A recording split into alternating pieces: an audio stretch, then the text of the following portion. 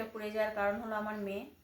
তো ওকে আমি বলেছিলাম বর্ষাকালে প্রচুর লঙ্কা হয়, তো এখন একটু বলে সেই জন্য একটু ঝাড়ন্তি দিয়ে চেকা হবে। কালকে আবার ব্যায়ামের পরীক্ষা আছে, প্রচুর চাপ কাজে।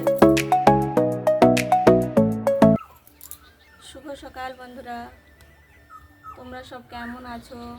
আশা করি তোমরা সব ভালো আছো, আমরাও ভালো আছি। তো দেখো, এই যে উনানটা সেদিনে লেপেছিলাম, তাবু দিয়ে জ্বালাও হয়নি, সময়ও হয়নি জ্বালার। তো বাজার টাজার যেতে যেতে সময় হয়ে যাচ্ছিলো, তো ওরা এমনি হচ্ছে যে গ্যাসে গরম জল করে স্নান করে নিচ্ছিল। তো দেখো আজকে একটু উনানটা জ্বেলেছি, এতে লেপার পরে আবার উনানটা একটু ফেটে গেছে, তো আজকে আবার একবার লেপে দিলে উনানটা সুন্দর এবং চকচকে হয়ে যাবে। তো মেয়ে স্নান করবে, তো ওকে গরম জলটা আগে করে দিচ্ছি। তো আমি পরে স্নান করব। আজকে একটু ঘরটা মুছে নেব, কারণ কালকে আমরা একটা জায়গায় যাব, তো কালকে মুছার আরে সময় হবে না। তো সেই জন্য আজকে ভাবছি কিছুটা কাজ এগিয়ে রাখলেই ভালো হবে।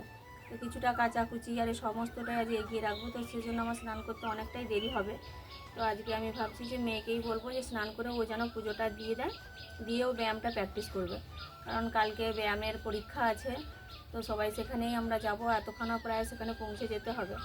তো সেই জন্য ভাবছি যে আজকে যতটা পারি ততটা কাজ এগিয়ে রাখি।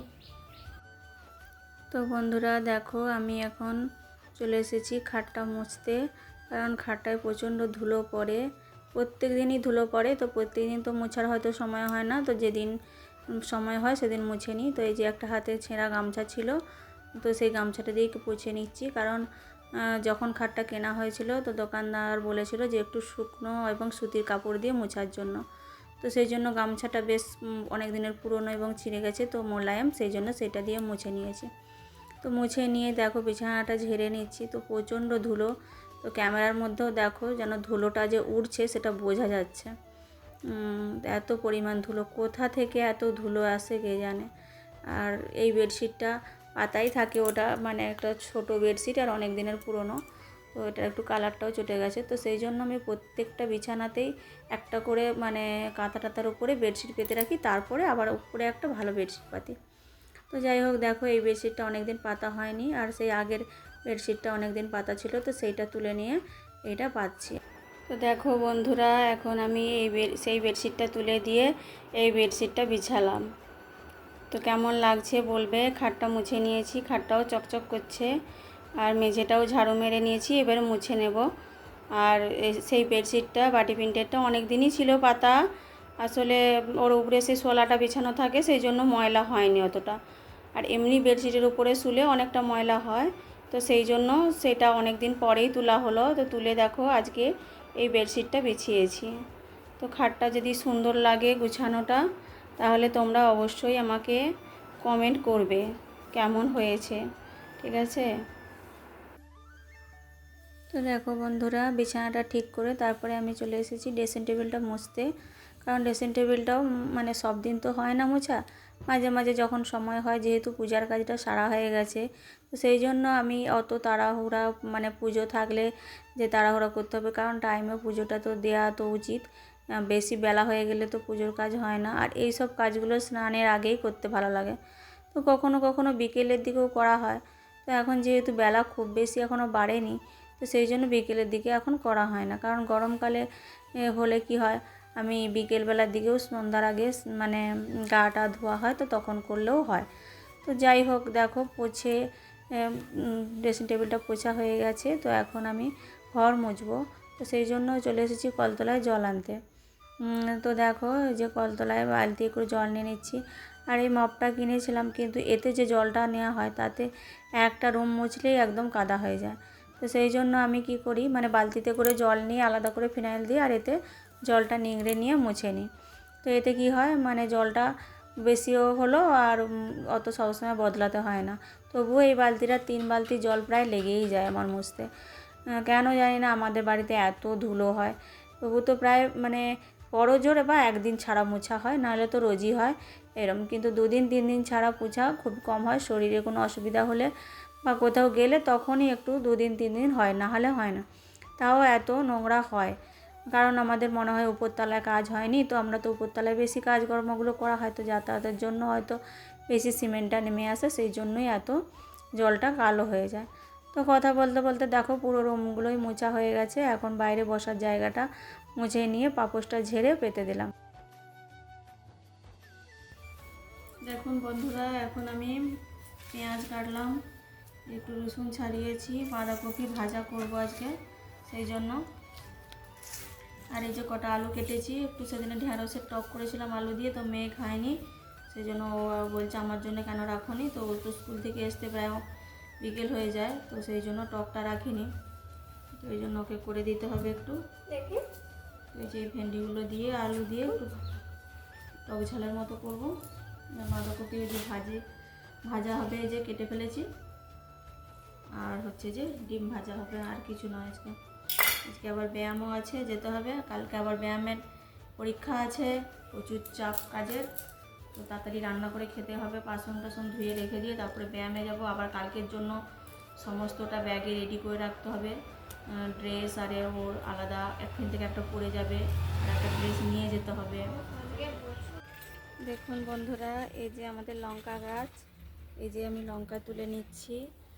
বর্ষাকালে প্রচুর লঙ্কা হয়, তো এখন একটু বলে সেই জন্য একটু ঝাড়ন্তি দিয়েছে গাছ, কিন্তু তবুও আছে। যেদিন থেকে এই গাছটা লাগিয়েছি তার প্রায় মাস দুয়েক পর থেকে মোটামুটি এমন লঙ্কা হয় যে আমাকে লঙ্কা কিনে খেতেই হয় না। এমনিতেই লঙ্কা, এই গাছের লঙ্কা এতই পরিমাণ ঝাল, একটা খাওয়াটাও খুব মুশকিল। তো তোমাদের দাদা ভাই যখন আসে সে একটু বেশি লঙ্কা খায়, আর ছেলেমেয়েরা তো খায় না, তো আমি একা খাই, তো সেই জন্য আমার হয়ে যায়, আর কিনতে লাগে না। দেখো মোটামুটি ভালোই হয়েছে, একটু বৃষ্টি টিষ্টি হলে তখন প্রচণ্ড গাছটা আবার নতুন করে পাতা হবে, আর লঙ্কাটাও প্রচণ্ড পরিমাণ হয়। এখন মোটামুটি কম হয়েছে, তবুও দুটি তুলে রাখি। মজদুরি খাওয়ার সময় মনে হয় একটু লঙ্কা লঙ্কা হলে ভালো হয়, তো সেই জন্য কয়েকটা তুলে নিচ্ছি। দেখো বন্ধুরা, এই এতগুলো লঙ্কা গাছ থেকে তুলেছি, এইগুলো হলেই এখন 4-5 দিন আমার হয়ে যাবে। তো ওরা তো বাচ্চারা তো খায় না, আমি একা খাবো। আজকে একটু বাঁধাকপি ভাজা করবো, তাই তাতে দেবো। তো লঙ্কা তুলতে এসে আজকে আবার একটা নতুন জিনিস দেখলাম। দেখো আমাদের গাছে কেমন বেগুন হয়েছে, দেখো দেখা যাচ্ছে। একটা বেগুন হয়েছে, বড় হয়েছে একটু, এপাশে আবার হয়েছে দুটো ছোট্ট ছোট্ট। এই যে এই একটা ছোট্ট, আর একটা ছোট্ট এই মাত্র নামছে, তারপরে ফুলও হয়েছে অনেকগুলো। কি ভালো লাগে যে কোনো জিনিস সুন্দর, মানে হাতে লাগানো গাছে যখন নতুন কোনো ফল ধরে খুব আনন্দ হয়। আমাদের আগেও একটা বেগুন গাছ ছিল জানো, সেই বেগুন গাছটা যখন ছিল বর্ষায় এত বেগুন দিত যে আমাদেরকে বেগুন কিনে কখনো খেতেই হতো না। আমার শাশুড়ি মাও এখান থেকে বেগুন নিত, কারণ বর্ষাকালটায় মাঝখানটা এত বেগুনের দাম বেড়ে গেছিলো।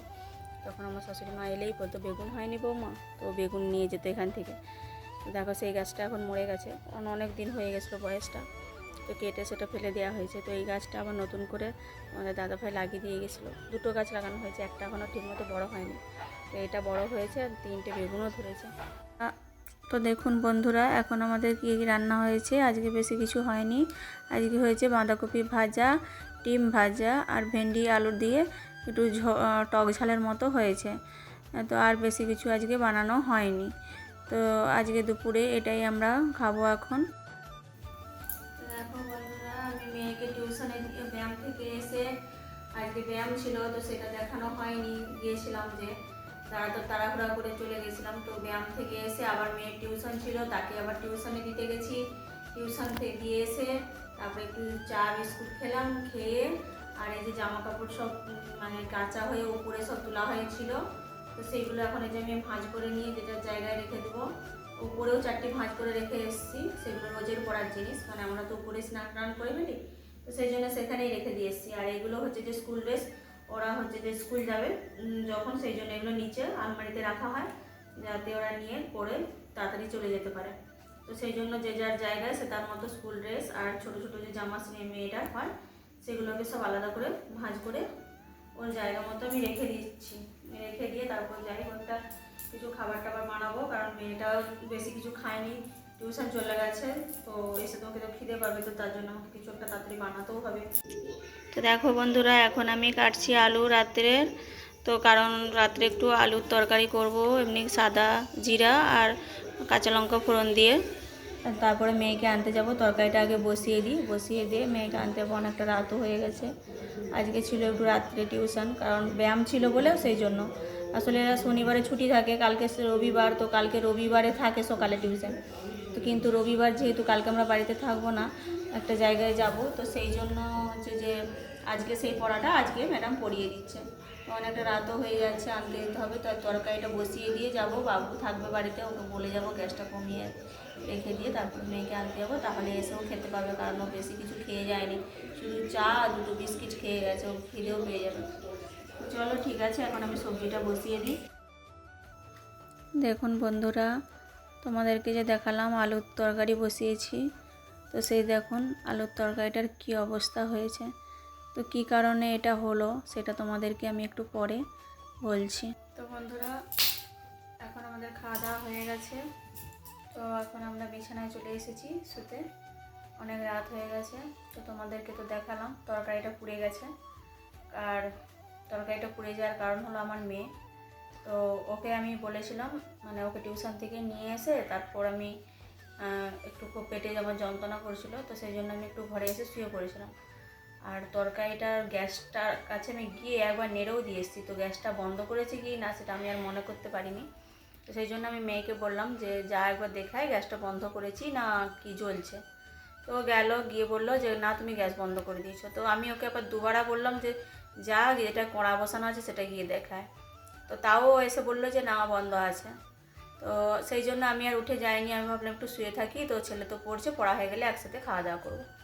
কিন্তু তারপর দেখলাম কিছুক্ষণ পর যে তরকারিটা চুঁয়া গন্ধ ছাড়ছে, আর ওই নিজে এসে আমাকে বলছে যে তরকারির চুঁয়ে গেছে।